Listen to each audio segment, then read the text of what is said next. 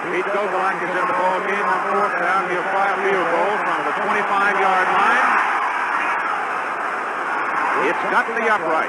9 plays, 75 yards. And the New York Giants build their lead to 13-6 over the Eagles, and we have 40 seconds to play in the first half. 40 seconds to go in the first half. Well, hello. Thank you so much for taking time out of your day to check out this video. And welcome to the Gridiron.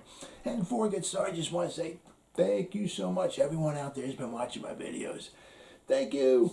If you can give this video a thumbs up or maybe leave a comment below or possibly even share this video, it would mean so much to me. But at least anyway, just thank you so much for just taking time out of your day to check out this video. Thank you.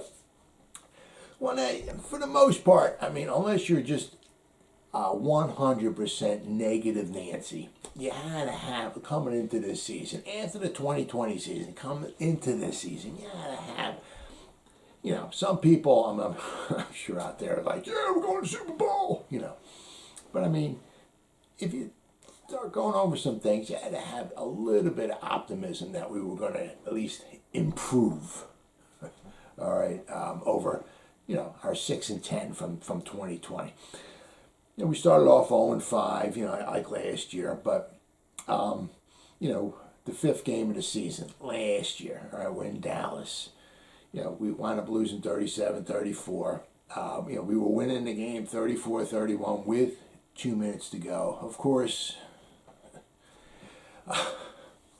we give up 2 field goals in the last 2 minutes, and of course, we wound up losing the ball game. But also, I mean, you look at it like the Giants had that fake punt. Evan Ingram caught the pass. He was wide open. Touchdown. Flag. I think it was Cameron Fleming. Wasn't set, you know, for a full second or whatever it was. Play comes back, so you know that was got the field goal, but that was 4 points that we left right there. You know, we got those 4 points right there. Maybe we win 38-37. I mean, you know, who knows?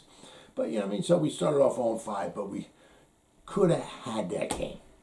Then the sixth game we beat the Washington football team 20-19. Wasn't easy. You know, we got to give them credit. You know, we were up 20-19. Washington had just scored a touchdown. They went for 2. They got the 2. They win. We lose. But, you know, they didn't complete the pass. So we wound up winning 20-19. So we were 1-5. But also, you figure, you know, we were 1-5. But, you know, we lost a tough one to the Cowboys.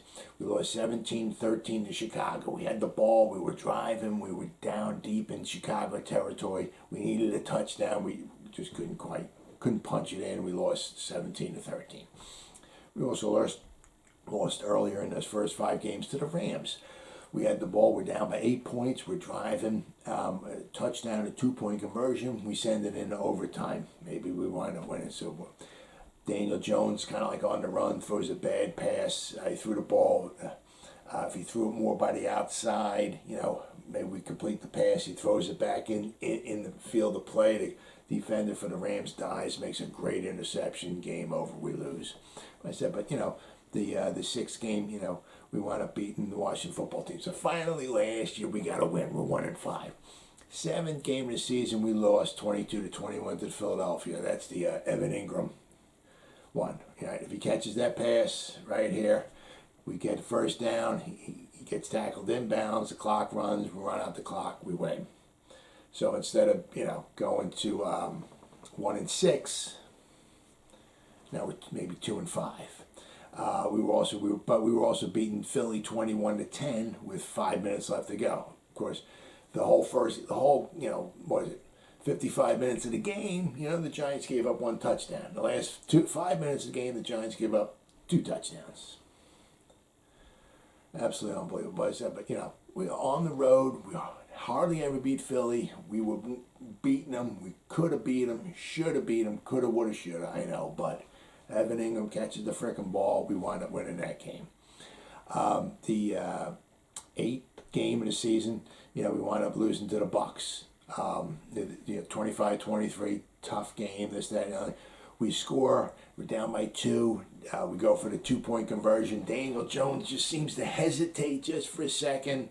Then he throws the ball and it gets knocked away. Was the defender there early? Sure looked like it, but it's kind of a bang play. I think the defender was there a little early, yeah. But it's one of those things. If it didn't get called, it's not like he was there half an hour early. You know what I'm saying? But I mean, if Daniel Jones had got back, made the decision, threw it right away, maybe there is no pass interference, or whatever. Ball doesn't get knocked away. Maybe we wind up going in overtime, and maybe we win that one. So I mean, we lost. There's 3 out of those 4 there. To the Dallas, to Washington, to the Philly, to the Tampa. But we could have, possibly, won 1 or 2 of those as well too. But then finally we come back, and then we wind up in the 9th game of the season. We wind up beating the Washington football team 23-20. Now we're 2-7. We started 1-7, not too good. But as I said, we started 1-7. We finished the last 8 games. We were 5-3. The 10th game of the season, we finally beat the Eagles, 27-17. Now we're 3-7. We come home and we beat Philadelphia finally, which is huge because we could never beat Philadelphia. And then the 11th game of the season, we beat the Bengals 19-17. The defense had a great stop there at the end of the game. It was a turnover, to preserve the victory, 19-17. The defense did a phenomenal job that game. Held the Bengals, I think, to like 155 yards of offense. So it was a game on the road. Right, wound up winning. Right, big game. Then we wound up going to wound up winning that one. We were 4-7. Then we go back on the road again. We go from Cincinnati. Now we're out in Seattle. Seattle coming into the game was 8-3. They got Russell Wilson. We got Colt McCoy. What do? We wound up winning 17-12. We had like 190 yards rushing. Colt McCoy managed the game. He had a little over 100 yards passing, 105 yards passing, I think it was. The defense at the end of the game had a nice stop. We wound up coming out of there 17-12 victory on the road. Now we're 5-7. Yeah, right. And of course, then we had the little 3-game stretch there where because Daniel Jones was hurt. He brought him back against the Cardinals. He shouldn't have been in there. He was like a lame duck in there. He got killed. Then against the Browns, we had no offense at all whatsoever. But the last game of the season, finally we beat the Cowboys at home. Cowboys came. We beat them 23-19. Xavier McKinney gets that interception in the end zone at the end of the game to seal the deal. We finished 6-10. So we started 1-7. Out of those 7 that we lost, I mean, if we had any luck, maybe something goes this for positive for the Giants. Maybe we win a couple of those games. But anyway, the last 8 games were 5-3.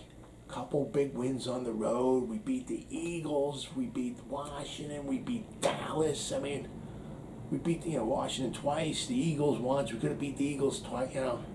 Huge. You got some momentum going. We just missed the playoffs. 6-10. It was what it was. But we ended with 5 wins and 3 losses. We did it all without Saquon Barkley. Our receiving core was Shepard. We had Tate. We had Slayton. We had Drops, Butterfingers, Ingram. So I mean, we were doing it without our best athlete, Saquon Barkley. We were doing it without like superior, wide receiver talent, shall we say. So when we, so in the off season, we picked up Kenny Golladay, right, 50-50 ball and all, We picked up Kyle Rudolph, man, he's great in the red zone. Then we drafted Kadarius Toney, right? And we got Saquon Barkley back. So we wound up pretty much, at the last 8 games, we wound up 5-3, And we got Saquon back. We drafted Kadarius Toney, Mr. Joystick. We got Kyle Rudolph to go with Evan Ingram. And we got Kenny Golladay, just jump it up, throw it up, then jump up and grab the 50-50 ball. I mean, then we had, Golden Tate was gone, but Slayton. But I mean, we had Shepard come back. We got some nice receivers, nice tight ends. We got our running back back. I mean, we lost Kevin Zeitler, but we still had, we had Thomas. You had Nate Solder, who came back. But, we had maybe some hope for Parrott. Maybe we have Thomas and Parrott. Nick Gates was man in the center. We lost Zeitler, but maybe we can plug Lemieux in there. Probably wasn't going to do as good as Zeitler, but we had hope for Lemieux. We had Hernandez at the other guard.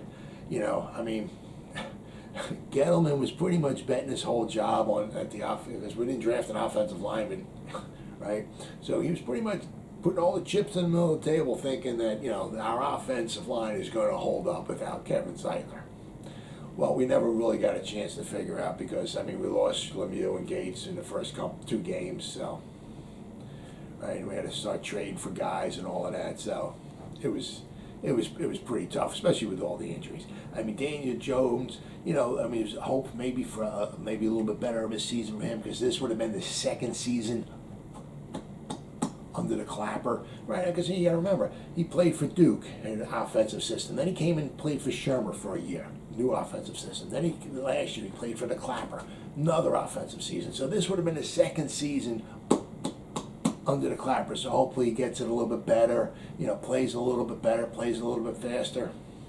So there was a lot of optimism there for maybe the offense to do a little bit better than their 17.5 points per game. Then on the defense, we had a top 10 unit. With that, top 10 without any offense, that's pretty impressive.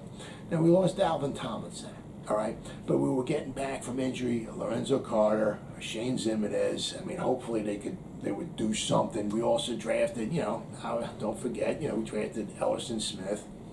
But we got Azeez Ojulari, who seemed like a steal at pick number 50. So now, we maybe get Lorenzo on one side, Ellerson Smith, or Azeez Ojulari on the other side. So maybe the edge rushers would be a little bit better.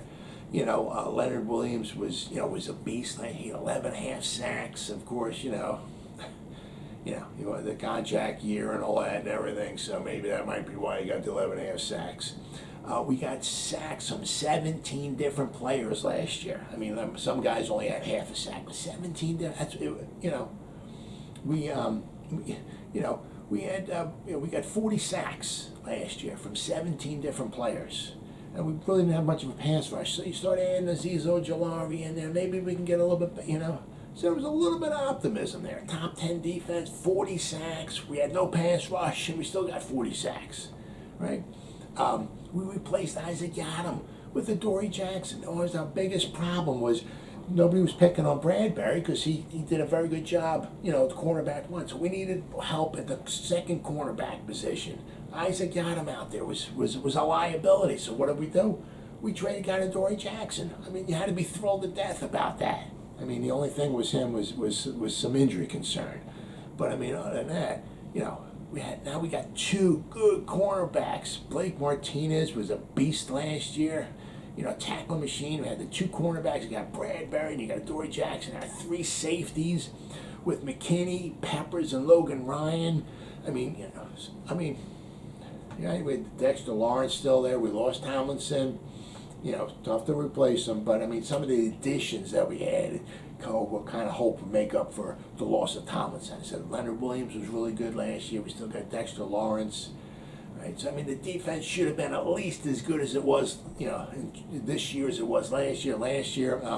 Graham Gano, 97% field goal percentage. Riley Dixon, he did pretty good this year, but last year 44.8 yards per punt. Our division, we beat Washington 2 times. We should have beaten the Eagles twice. We should have, could have, would have beat the Cowboys twice. We could have beaten, we could have gone 6 if we had any luck. A little bit of luck, maybe whatever. We could have gone 6-0 in our own division. I'm not saying that, we would have gone to the Super Bowl. I'm not saying that. But we were 6-10. We finished 5-3. We got a shot at, I'm just saying maybe this year. Well, what we added, finished 5-3. That's pretty exciting. It's a lot better finishing 5-3 than starting 5-3 and finishing 1-7. It's a new coach, new system, new this, new that, and all of that. And you finish the last 8 games of the season 5-3. Gives you some optimism. We added some guys in free agency, Kenny Golladay, Adoree Jackson, Kyle Rudolph. We drafted some guys, Kadarius Toney, we got our second cornerback. We added 2 other cornerbacks in the draft. You know, as I said, I'm not saying, you know, that we were going to the Super Bowl, but if we finished 5-3, if we wind up 6-10, I mean, it had to be some optimism. Hopefully, maybe like an 8-9 or 9-8 season, right? I mean, and then you got to figure too that, you know, coming into the draft, right? We got, you know, if we got to let a couple guys go this year or whatever like that, or, you know, or we got a couple holes that we need to plug around. We got 2 first-round picks. We got a second. We got 1 second. We got 2 third-round picks. I think we got like 5 guys in the top 80 picks. So if after this season we had to let a couple guys go, we can hopefully refill them in the draft. Not that we have much cap space to bring guys in, but I'm saying in the draft, you know, we can get, you know, we got 3 guys in the first 2 rounds. I mean, you know, you could do some nice, you could fill some holes with that. So I'm not saying by any sense of the word, you know, that we were going to go from 6-10 and we're going to be in the NFC Championship or we're going to the Super Bowl. Not saying that, but you had to feel somewhat a little comfortable, all right, heading into this season. All right, that man, we got a shot that maybe, just maybe, we could have a winning season, huh? Then of course, I just want to read this thing from Joe Judge. He, you know, he when he left, he rewrote this little thing, and he what it was. He exclusive statement to the NorthJersey.com, part of the USA Today network. He said this is something he left for us fans and the new organization and all that. Right? I just want to read this. A little heartfelt there. I know some people can't stand him, but just want to read it anyway. As I reflect on my tenure with the Giants, I want to express how truly grateful I am for the opportunity to be the head coach of the New York Giants. Thank you to the Mara and Tisch family, to the organization and incredible support staff, and to the fans, proud, loyal fans who rival any fan base in sports with their passion and devotion. It was a privilege to represent these people during the past 2 years. Thank you for showing up week in and week out to support our team. I also want to express my appreciation to the coaching staff. They put in long nights and early mornings to help the players be successful. Their work is often behind the scenes, but the dedication and love they invest into these players and team is the foundation for anything that happens on the field. I am proud to have worked with the group of men who had a grateful for each day and every one of them. Finally, to the players, both present and former, thank you. To the alumni players who helped invest in our programs, thank you for believing in and helping develop these young men. You set the Giants standard and you continue to lead the way. To the current Giants players, thank you most of all. When I became the head coach, I said that we would ask you to come in and give everything you had every day, and you did. I am so proud of you, grateful for you, and I believe in you. On behalf of me and my family, we leave New York with the utmost gratitude for the community, the organization, the people, and the team. Thank you. Now, that was pretty classy of him. You know, he could have came out, he could have said nothing. He could have said sour grapes, this, that, the other thing. But now he'll probably never, ever be a head coach ever again, unless maybe for a high school team or something like that. Because, I mean, like, what happened here was just, you know, I don't think any team's ever going to wind up giving him a head coaching job ever again. But don't be surprised if Mr. Bill Belichick picks the phone up and gives them a call and sees him. He wants to bring him back onto his own coaching staff. Because don't forget, Bill Belichick called up Mr. Mara and kind of recommended him. And he told Mr. Mara, he said, you know, he's better than the last 2 coaches you had. So, you know, I mean, McAdoo and Shermer is not saying much, but he wasn't like, it's very doubtful, debatable if he's that much better or whatever than McAdoo and Shermer. So he put himself on the line talking to Mara, saying he's better than the last 2 guys you had. So don't be surprised if he winds up back in Patriot country. And just the guy, I mean, the beautiful words he had. Some people, you know, that's kind of how he got the job. He was very good at talking. You know, as you see, you know, very, very, very nice letter he has here. But, I mean, some coaches are good at being a coordinator. Some are good at being a head coach. Some are good at both. Joe Judge is not. Well, as always, guys, thank you so much for taking time out of your day to check out this video. You guys stay safe out there and go Giants. Woo!